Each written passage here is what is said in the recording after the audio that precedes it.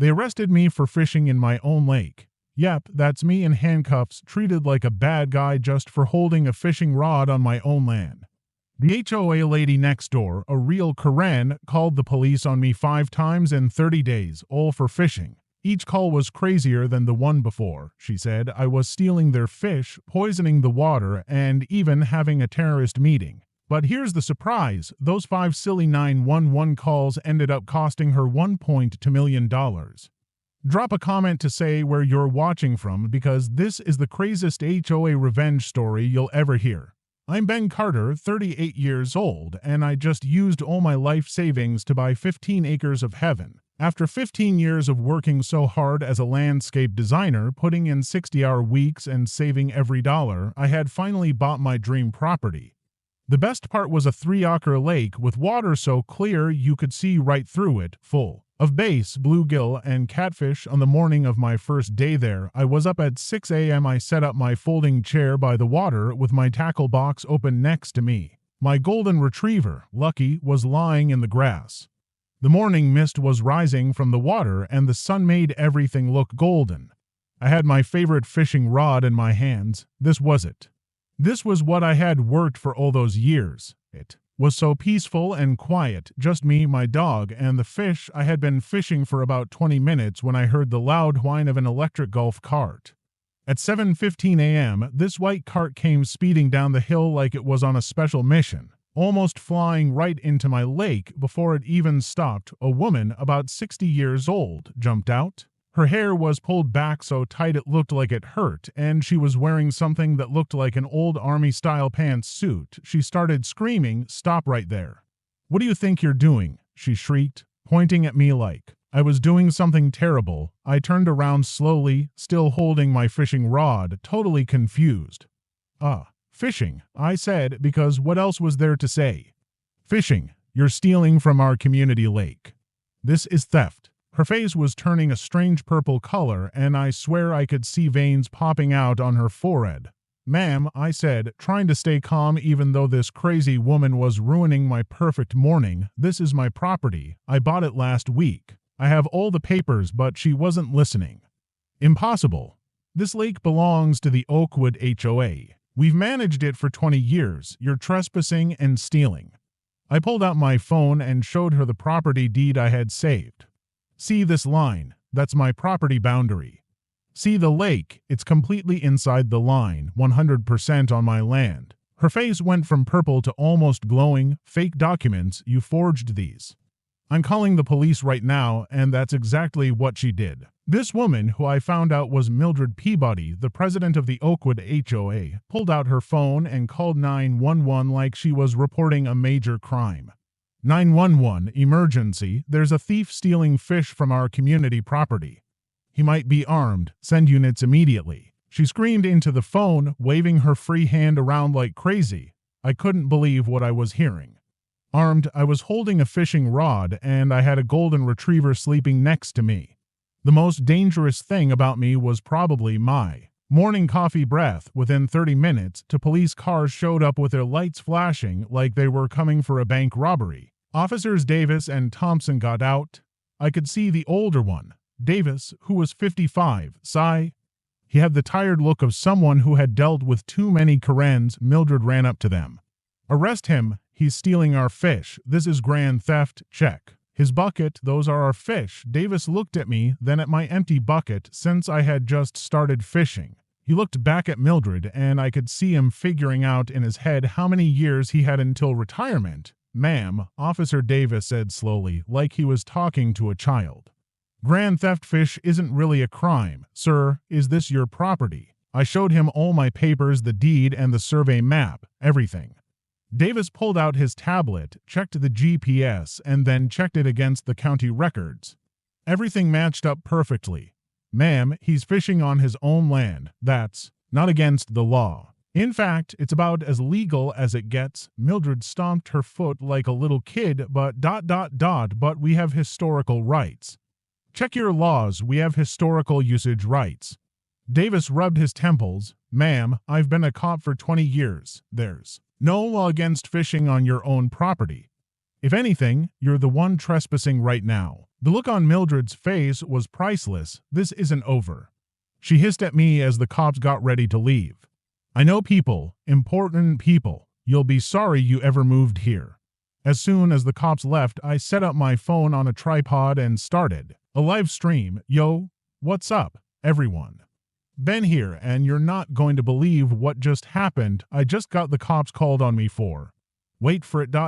Fishing in my own lake. Check this out. I moved the camera to show Mildred, who was still standing there, furiously texting on her phone and giving me dirty looks.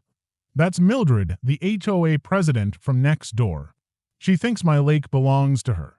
Lady, if you're watching this later, it doesn't. I have the papers to prove it. The chat started going crazy. People were typing Karen alert and sue her, bro. My favorite was, this is gonna be good. The number of viewers was climbing fast, 500, then 1,000, then 5,000 and still going up. I had no idea that this was just the start of the wildest month of my life. That evening, my neighbor, Mike Johnson, came over. Mike was 70 years old, with a white beard like Santa Claus, and had lived in the area for 40 years. He walked up slowly and carefully, looking around as if he was checking for spies. Quite a show this morning, he said, sitting in the extra chair I offered him. You saw that? I asked. Mike chuckled. Son, everybody saw that. Mildred's meltdowns are famous around here. But listen, you need to be careful. She's not just annoying. She's dangerous. I frowned. What do you mean, dangerous? She's just some crazy HOA president. Mike looked around again and lowered his voice. Last year, the HOA had $200,000 in the budget for road repairs. They only spent $50,000. Guess who's driving a brand new Bentley? My jaw dropped. You're kidding. But Mike wasn't finished. There's more. 3 years ago, the federal government gave the HOA a grant of $800,000 for flood prevention. We still flood every single spring. Where do you think that money went? That night, I couldn't sleep. Mike's words kept playing in my mind. $800,000 of government money just gone. I opened my laptop and started searching. I looked at county records, government grant websites, and old HOA meeting notes. I went through every document I could find. Then, at 3 o'clock in the morning, I found it. A federal flood prevention grant from 2021 for $800,000 given to the Oakwood HOA. I clicked on the final report for the project. It said the project was incomplete. Funds given, $800,000. Funds used, $125,000. I just stared at the screen, my heart pounding. I used the calculator on my phone just to be sure. $800,000 minus $125,000 equals $675,000 missing, gone, vanished. Wait a minute, I said out loud to my empty room. Mildred stole money from flood victims. And why does she want my lake so badly? Drop your guess in the comments. The next part gets crazy. Day 7 started like any other day, coffee, breakfast, and then heading down to the lake with my fishing stuff. I had been casting my line for about 10 minutes when I heard sirens, not just 1 or 2, but 3 police. Cars came speeding down my driveway. I turned around and saw Mildred standing there wearing rubber gloves and what looked like a gas mask hanging around her neck. He's poisoning our water supply, she screamed the second the cops got out. Officer Davis was back, and I could see him look even more tired when he saw Mildred. What poison, Mrs. Peabody? He asked, already sounding worn out. Earthworms? He's putting living things in the water. Those worms carry diseases and parasites. This is biological warfare. She was pointing at my box of bait like it was full of weapons. Davis walked over and looked in my bait container. Ma'am, those are fishing worms from the bait shop.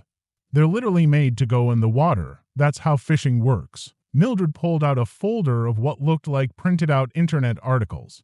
According to my research, earthworms can carry E. coli and salmonella. He's polluting the groundwater. I demand a hazmat team test the water. Test it now. The rookie, Officer Thompson, was trying hard not to laugh. Ma'am, fish eat worms. That's why people use them for bait. It's been happening for thousands of years. Mildred spun around to face him. Are you a biologist? Are you a scientist? No. Then don't. Tell me about pollution. Davis stepped in before Thompson could say anything. Mrs. Peabody, this is your second false emergency call. I'm writing this down. One more, and you could be charged for misusing emergency services. I had my phone out, live streaming the whole thing. Day 7, folks, now I'm apparently a bioterrorist because I use earthworms for bait. You can't make this stuff up.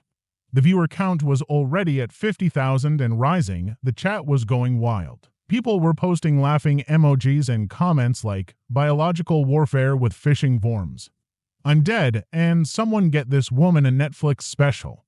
After the cops left again, Mildred stood at the edge of my property for another hour, taking pictures of me fishing and typing furiously on her phone. I could hear her mumbling about environmental lawyers and EPA rules as she finally stomped back to her golf cart and drove away. Day 14, 5 a.m. I had started fishing earlier to avoid Mildred, but it seemed she had figured out my schedule. The cops arrived just as the sun was coming up. This time, Mildred had brought equipment.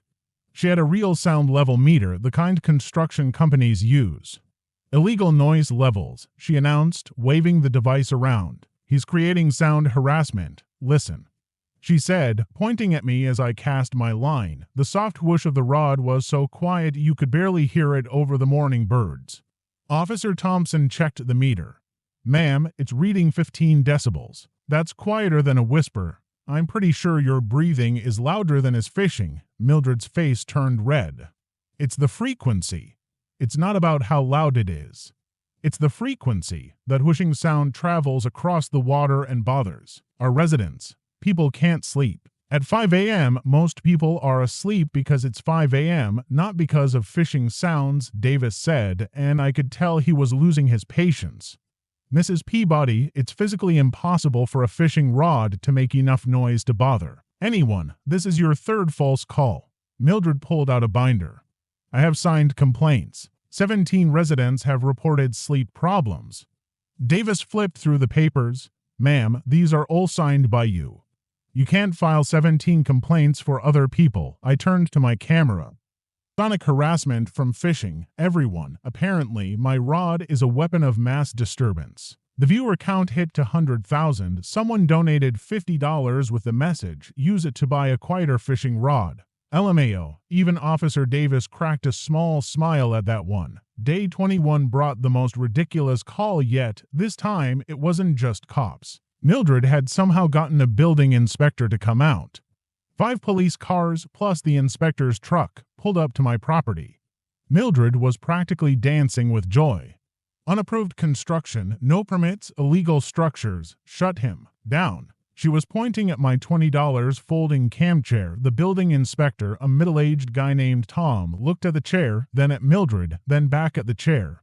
That's a camping chair, ma'am. It's a structure. It's on the ground, which makes it a foundation. Where's the permit? Where's the architectural review? This is against code section ... She rattled off numbers while Tom just stared. Ma'am, Tom said slowly, it's a folding chair from Walmart. It's not a structure, it's furniture. Temporary furniture. Mildred grabbed the chair and shook it, but he sits in it every day. That makes it permanent. It needs a permit. I held the chair up to my camera. Guys, apparently this needs a building permit. Anyone know a good chair architect? The chat exploded. Build a chair castle, someone wrote. Another person donated $500 with the message, for your chair permit fund, bro. The view count passed 500,000. Officer Davis pulled me aside. Between you and me, she's filed 47 complaints this week. We have to respond to each one, but we're on your side here. Just keep doing what you're doing. Day 28, the grand finale. Mildred had apparently decided to go all out. 7 police cars showed up, plus the police chief himself. Mildred was screaming before they even got out of their cars. Secret terrorist meeting. They're planning something. I have proof. She was pointing at me as I stood by my small charcoal grill, cooking hot dogs for Lucky. Chief Williams, a no-nonsense woman in her 50s, looked at the scene. Me, my dog, a small grill with 2 hot dogs, and then at Mildred. Ma'am, that's a barbecue. He's cooking hot dogs for his dog. Mildred pulled out her phone, showing blurry photos. It's a coded meeting. The hot dogs are signals. Look at the mustard. There's Arabic writing on the bottle. The chief leaned in. That says French is mustard. It's from Detroit. In English, sleeper cell, Mildred shrieked. He's been pretending to fish, but he's really recruiting, planning, plotting. Chief Williams had heard enough. Mildred Peabody, one more false call and you're under arrest for misusing emergency services and false reporting. This is your final warning, Mildred turned on the chief. I'm protecting America. I'm a patriot.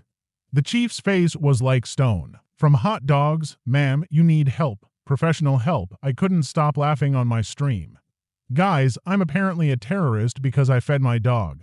Lucky is my sleeper cell. I guess. The stream hit 1 million views. The chat was full of laughing emojis and jokes about terrorist hot dogs for 5 straight minutes during the chaos of this 5th call, while Mildred was arguing with the police chief about whether ketchup could be a secret code. Sarah approached. Emmy. Sarah was the HOA secretary, a 35-year-old who always looked stressed around Mildred. She waited until Mildred was distracted and then walked over quickly, looking over her shoulder every few seconds. Mr. Carter, I can't do this anymore, she whispered, her hands shaking. She's completely lost it, but it's worse than just the craziness. She single quotes s. She's stealing. My ears perked up. The missing money Mike told me about. Sarah nodded and pulled a USB drive from her pocket. Everything's on here. 5 years of records, fake invoices, shell companies, bank transfers. It's all there. Why are you helping me? I asked, taking the USB carefully. Sarah's eyes filled with tears. Because next week she plans to claim your lake has environmental problems. She's got a fake inspector lined up who'll condemn your property. Then the HOA can seize it for community safety. I've watched her destroy 3 families already. I can't watch it happen again. She started to walk away, then turned back. The password is Flood Victims 2021, and Mr. Carter, that missing $675,000 you probably found online. That's just from that one grant. The real total ... double quotes. She shook her head and hurried away. Asterisk that night, I plugged in the USB with shaking hands. File after file opened on my screen, spreadsheets showing money coming in from government grants, state funds, and HOA fees, and then going right back out to companies that didn't exist. Peabody Consulting LLC, registered in Delaware, with no employees or office. Flood Prevention Solutions, Inc., registered to a P.O. box, which closed 6 months after getting paid. Transaction after transaction, all leading back to accounts controlled by Mildred. The total wasn't $675,000. It was $823,000. What's on that USB that has Sarah so scared, and why did Mildred just text me final warning? Comment what you think happens next. I spent the whole night with my lawyer, Marcus Henderson, going through every document on that USB. We checked bank statements against HOA meeting notes, matched fake bills with real bank deposits, and traced the fake companies back to their sign-up papers. Marcus was a small-town lawyer who usually handled property issues and traffic tickets, but even he knew we were looking at something huge. Ben, this isn't just theft, he said. This is federal wire fraud, money laundering, and embezzlement. She's looking at 20 years in prison minimum if she's found guilty. We worked until the sun came up, building a case that was impossible. T.O. beat. So, what's the plan? I asked. Marcus smiled. Tomorrow night is the monthly HOA meeting. It's the perfect chance to expose everything. But Ben, once you do this, there's no turning back. She come at you with everything she's got. I sent an anonymous mass email to every HOA member. Emergency HOA meeting, financial crisis discovered, your money is missing, come see where IT went. Within hours, Mildred was in a full panic. Sarah texted me updates, she's shredding documents. Calling lawyers, trying to cancel the meeting. It was too late. Over 200 people had confirmed they were coming. I spent the day setting up my equipment, 3 cameras at different angles, battery backups for everything, and a mobile hotspot in case she tried to cut the internet. This had to be perfect. No tech problems, no way for her to stop the stream. By 7 p.m., the community center was packed. People were worried, confused, and some were angry. They knew something was wrong but didn't know what. Mildred arrived looking like she had aged 10 years overnight. Her usually perfect hair was a mess, her makeup was smeared, and her hands were shaking as she grabbed the microphone. False alarm, everyone. Just a small accounting error, a misunderstanding. The meeting is cancelled. You can all go home now, but I was already standing up. Actually, I have something everyone needs to see. Mildred's face went white. You're not a member. You have no right to be here. Security, remove him. But I had already connected my laptop to the projector. No, but the 2 million people watching this live stream are very interested in where their tax dollars went, the room gasped. Phones came out everywhere as people started recording. This was it, no backing down now. The first slide appeared on the screen, Federal Flood Prevention Grant 2021. Amount received, $800,000. Murmurs went through the crowd. People remembered that grant and the promises of new drainage systems and stronger levees. Next slide. Amount actually spent on flood prevention, $125,000. The murmurs got louder. Some people were standing up, looking angry. Final slide. Amount. Missing $675,000. The room exploded. People were shouting, demanding answers. Mildred was screaming into the microphone, lies. Fake news, he's making it all up.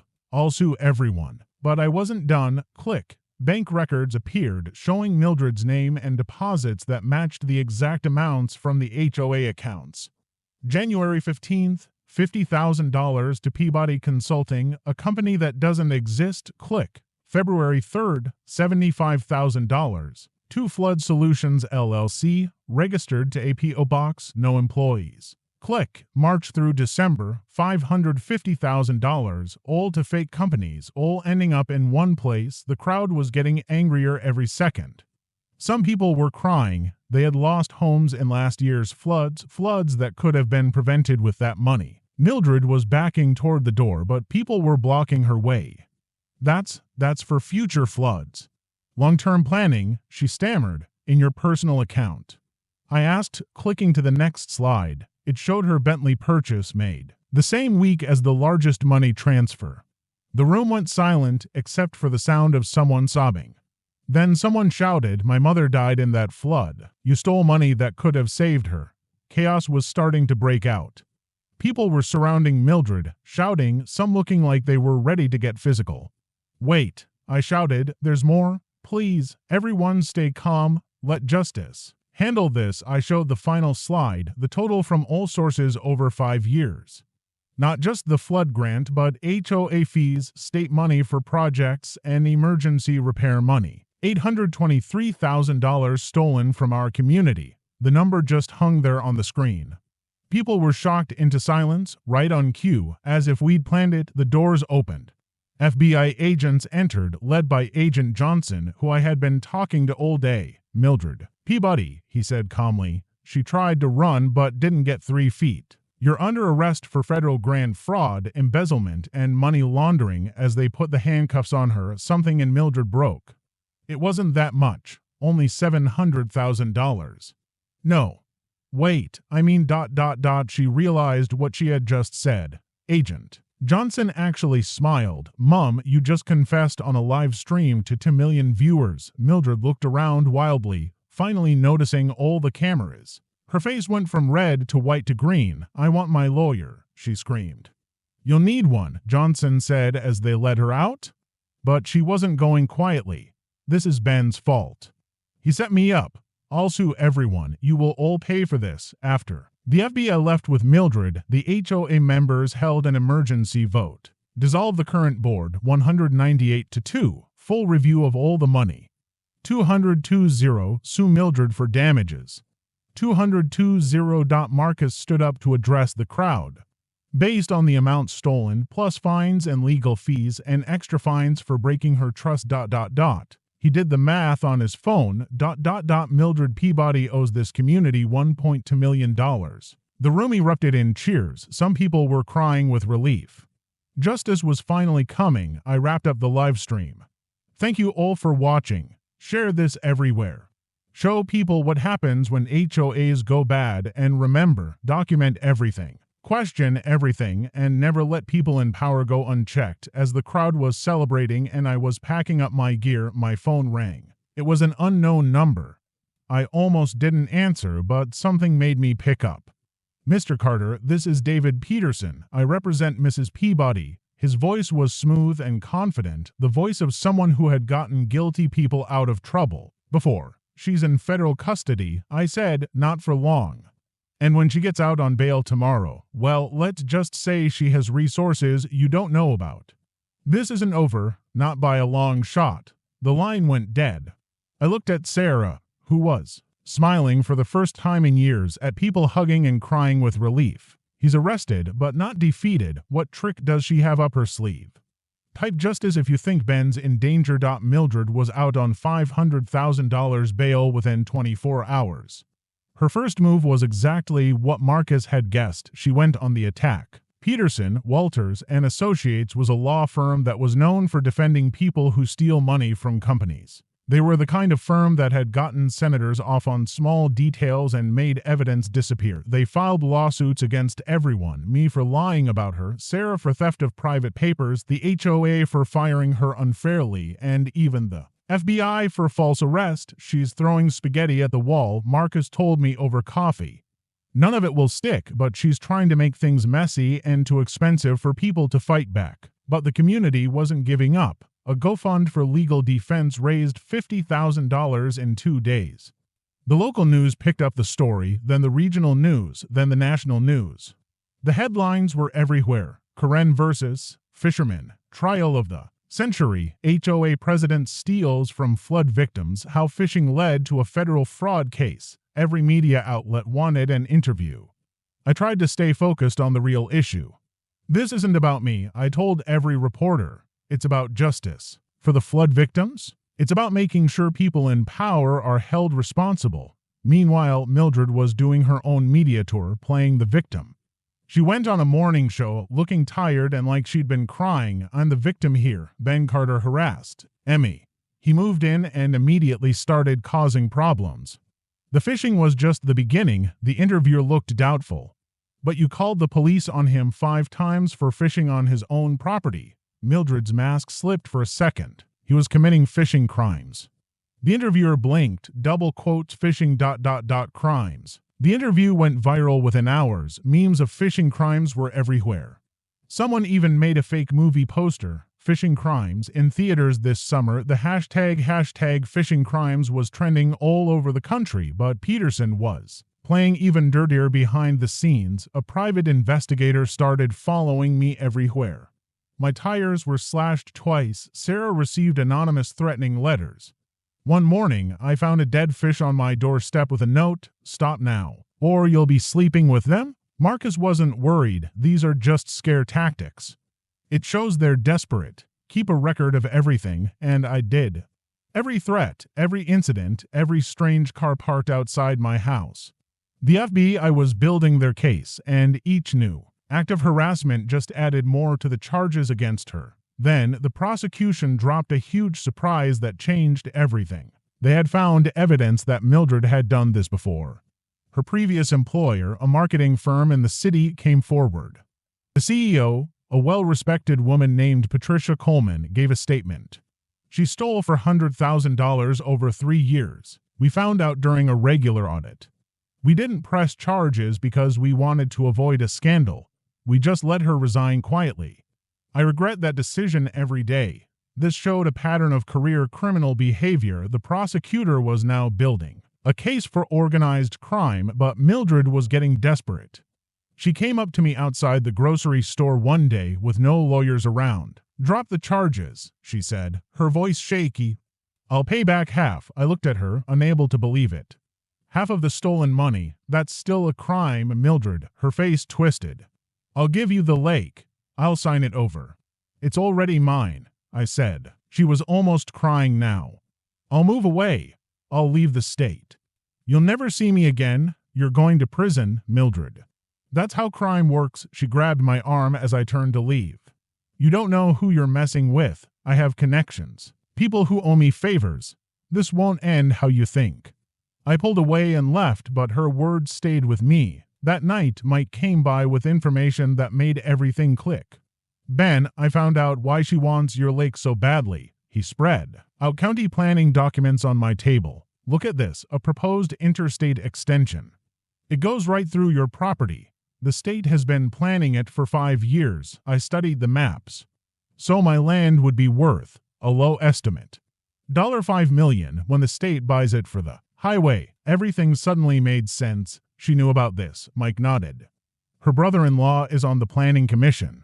She's been buying up property along the route through fake companies for years. She wasn't just stealing random money, she was setting herself up for a huge payday.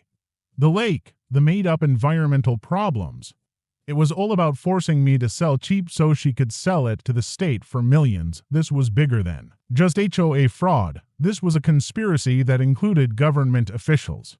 I called the FBI immediately. Agent Johnson listened to everything and looked at the documents.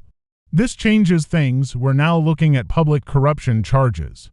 This just became a much bigger case. As the trial date got closer, strange things kept happening. More dead fish, my mailbox destroyed, and my security cameras mysteriously stopped working. But each incident just made our case stronger. Mildred was digging her own grave deeper with every desperate move. The night before the trial, Marcus called me, his voice tense. They found something. Her legal team is bringing a surprise witness. Someone who claims you poisoned the lake. They say they have evidence. My stomach dropped. That's impossible.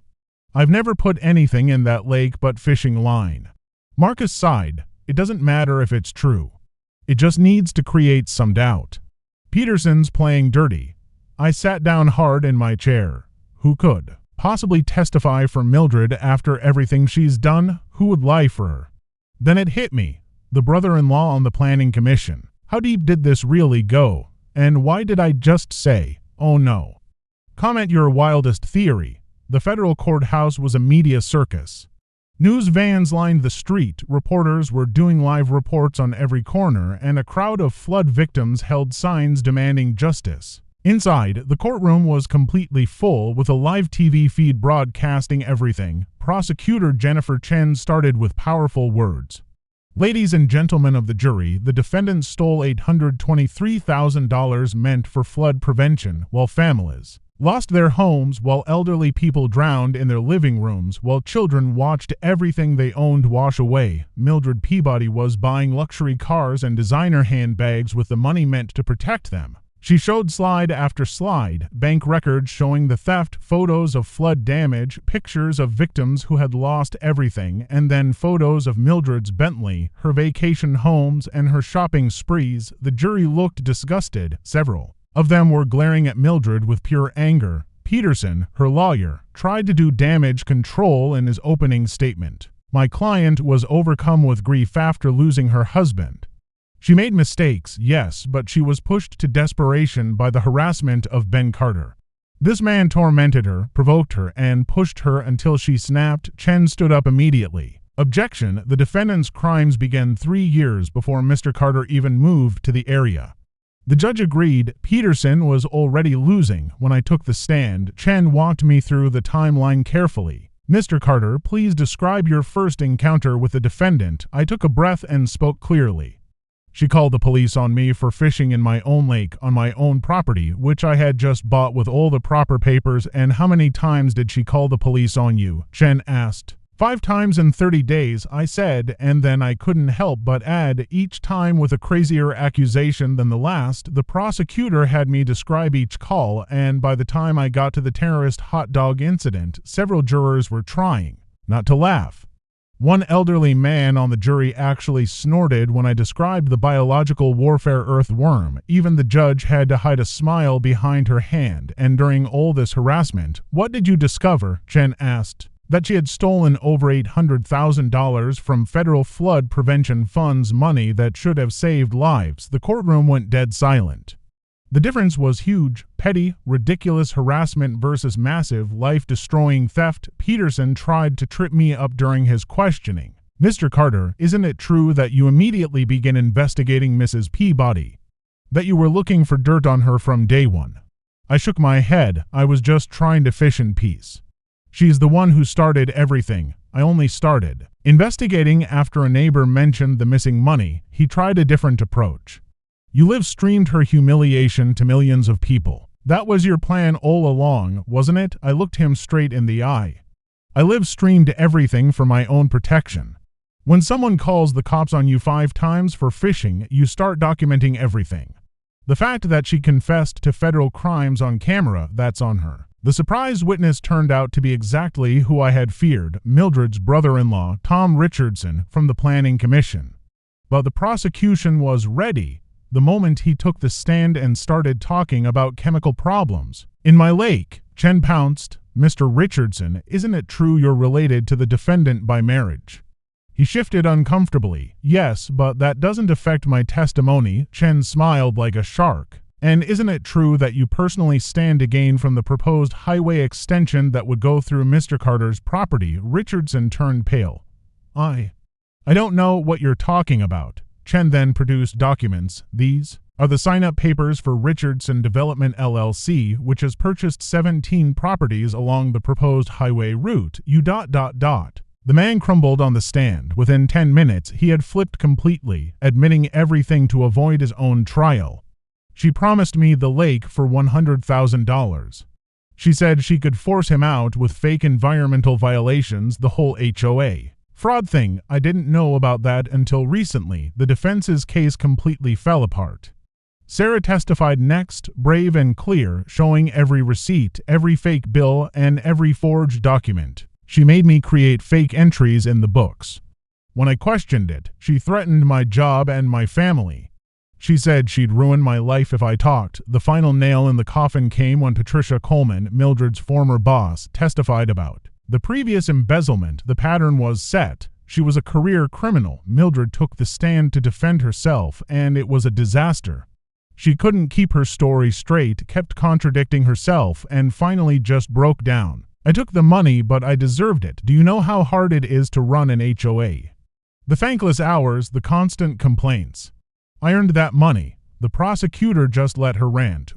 Every word was another nail in her coffin. "So, you admit to stealing $823,000. Chen asked calmly. "It wasn't stealing. It was ... It was payment for my time, my skills." Even her own lawyer looked like he wanted to disappear. The jury took exactly 2 hours and 7 minutes. When they came back, not one of them would look at Mildred. The foreman stood up. "On the charge of federal grant fraud, we find the defendant guilty. On the charge of embezzlement, guilty. On money laundering, guilty. On conspiracy to commit fraud, guilty." Mildred shook her head frantically. No, this isn't happening." The judge scheduled her sentencing for the next week. At the sentencing, Judge Martha Williams was direct. "Mrs. Peabody, you betrayed your community's trust at the highest level. You stole from the most vulnerable people during their time of greatest need. You show no guilt, only taking responsibility when you were caught. I sentence you to 8 years in federal prison." Mildred swayed on her feet, but the judge wasn't done. "Furthermore, you will pay back the full $823,000 to the victims, plus an additional $377,000 in fines. The total amount you owe is $1.2 million. The gallery erupted in cheers and tears. Flood victims hugged each other. Sarah was crying with relief. Justice had finally been served. As Mildred was led away in handcuffs, she turned to look at me. But instead of the anger I expected, she was smiling, that same cold, calculating smile from when she'd first threatened me. "Enjoy the lake, Ben," she called out. For now, the marshal pushed her forward, but she kept talking. "You think you won? You have no idea what you started, no idea." As the doors closed behind her, I felt a chill, even in the warm courtroom. Why is she smiling after losing everything? What does she know that we don't? Smash that like button. If you smell something fishy, *. A year had passed since Mildred's conviction, and the lake had become something beautiful. What was once a place of conflict was now the Henderson Community Fishing Park, named after an anonymous donor that everyone knew was me. The improvements were everywhere.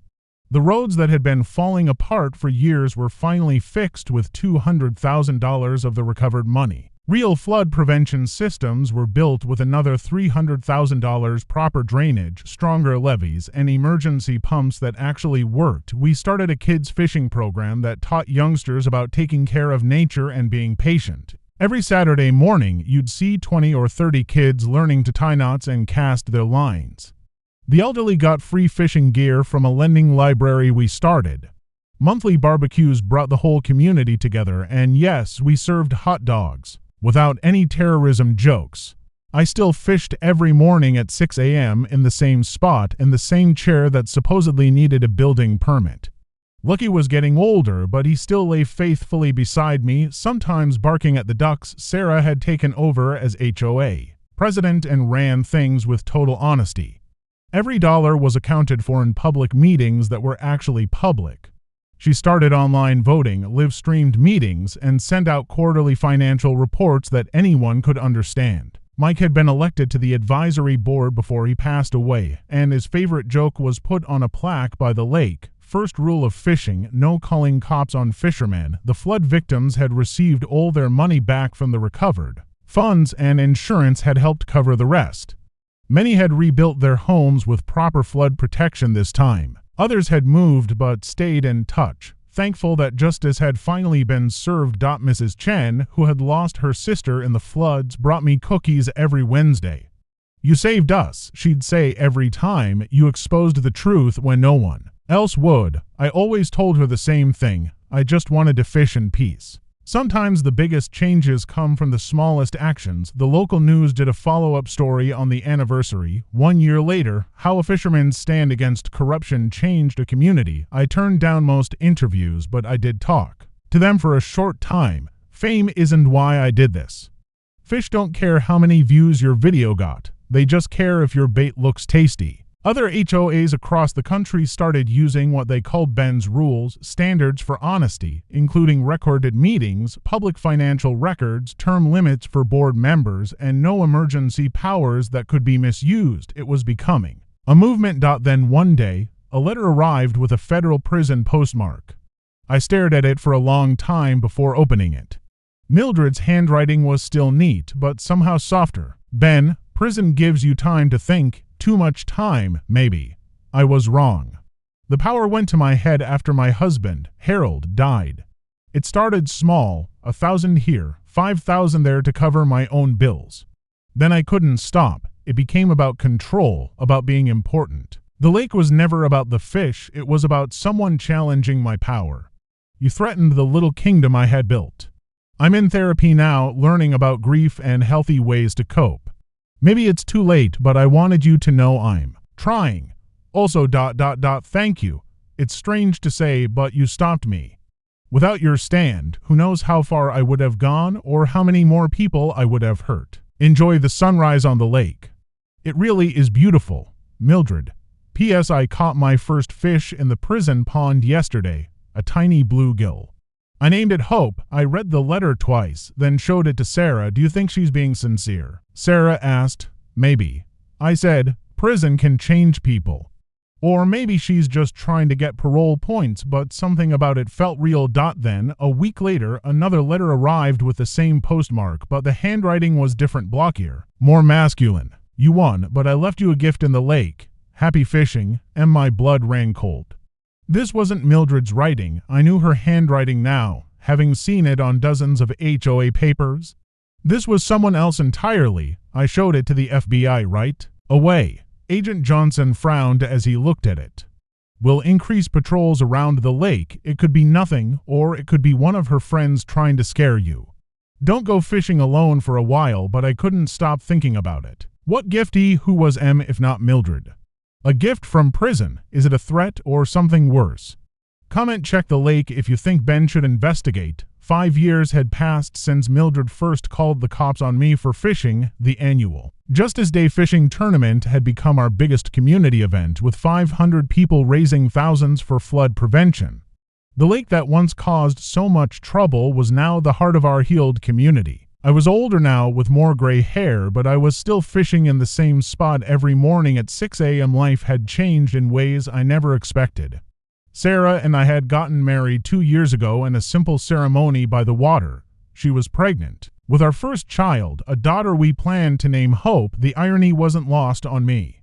Sarah went from being the HOA secretary who helped expose corruption to being my wife and the mother of my child. Mike had passed away last year, but his memory lived on. We put a bench at his favorite spot, and the plaque on it simply said, "Mike Johnson. He always knew the truth." Sometimes I would sit there and tell him about the fish we were catching, the growing community, and how his courage to speak up had started everything. That particular morning, the news playing in the bait shop caught my ear. Former HOA president Mildred Peabody was released on parole yesterday after serving 3 years of her 8-year sentence. The woman at the center of the famous fishing crimes case has said she plans to return to the area. Sarah looked worried when I told her, "Do you think she'd come here?" She asked, instinctively touching her pregnant belly. "It is a public lake now," I replied. "She has as much right to fish as anyone else." My wife stared at me like she couldn't believe it. "That is amazingly calm of you, considering everything." I smiled softly. 5 years of daily fishing teaches you patience. Besides, what can she do now? She's a convicted felon on parole. One wrong move sends her right back to prison. A week later, I was at my usual spot when I heard familiar footsteps, though they were slower and more unsure than I remembered. "Is this spot taken?" The voice was smaller, less certain.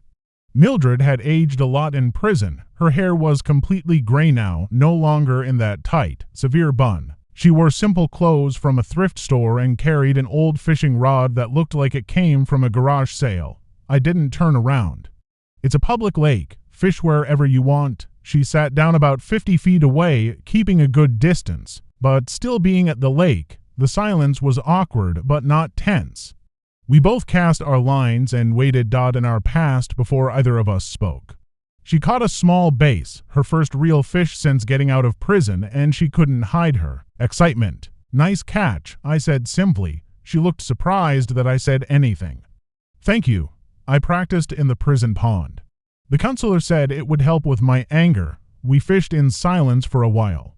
Then she spoke again. "Ben, I need to say something." I held up my hand to stop her. "No need, just fish." She nodded, seeming to understand that some things were bigger than words, and some apologies were too big to be spoken. We continued fishing for another hour, not as friends, and certainly not as enemies anymore. We were just two people sitting by the water, waiting for fish to bite. As I packed up to leave, she called out with a sense of urgency. "The letter. The second one. That was not from me." I stopped and turned. "I know. Your handwriting is different." Confusion crossed her face. "What second letter?" I looked at her expression carefully. Either she was an incredible actress, or she truly didn't know. "Someone sent a letter claiming they left me a gift in the lake.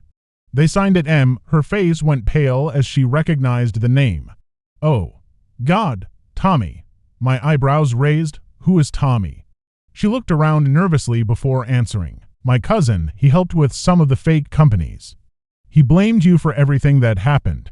He said if you hadn't gotten involved, none of this would have happened." She paused, choosing her words carefully. "I told him to leave it alone. I told him I deserved what I got, but he never listened to me. He never has." I felt my jaw tighten. "And what gift would he have left?" She shook her head frantically. "I don't know. He's not violent, just stupid. He probably tried to plant something to frame you. He watches too many crime shows." I made a mental note to call Agent Johnson immediately. 5 years later, and the drama still wasn't completely over, but as I walked back to my truck, I felt strangely at peace. Mildred was just a broken woman trying to get her life back together. Her cousin was just another fool who would eventually get caught. That evening, my phone rang at home. It was the emergency dispatcher, and she was laughing. "Ben, you are not going to believe this." In the background, I heard a voice I knew all too well. "Someone is fishing in the lake, and they caught a bigger fish than me, and that is not fair." The dispatcher tried to stay professional. "Mom, is this Mrs. Peabody?" There was a guilty pause. Maybe. The dispatcher sighed loudly. "Mildred, we have talked about this. You cannot call 911 because someone caught a bigger fish." The response was fast and jumbled. "I know. I am sorry, old habits. It's just that he used better bait, and that is basically cheating, and..." "Okay, I am hanging up. I am going back to therapy, sorry." The line went dead. The dispatcher came back on. "Some people never change completely, I guess." I couldn't help but smile. At least she's not claiming terrorism anymore. We shared a laugh. Progress, I suppose? "Have a good night, Ben." As I hung up, Sarah looked at me with a playful sparkle in her eyes. "She really called the cops again?" I nodded, unable To stop my own laughter, some habits die hard. But at least this time, it was just about fish envy. We laughed together, our hands resting on her pregnant belly. The future stretched out before us, peaceful and bright. The lake would always be there. The fish would always be biting, and somewhere out there, Mildred was learning, slowly but surely, that sometimes the best catch wasn't the biggest fish, but the piece you find sitting quietly by the water. She is out and calling cops again. Some people never learn. Share this insane story with someone who hates HOAs.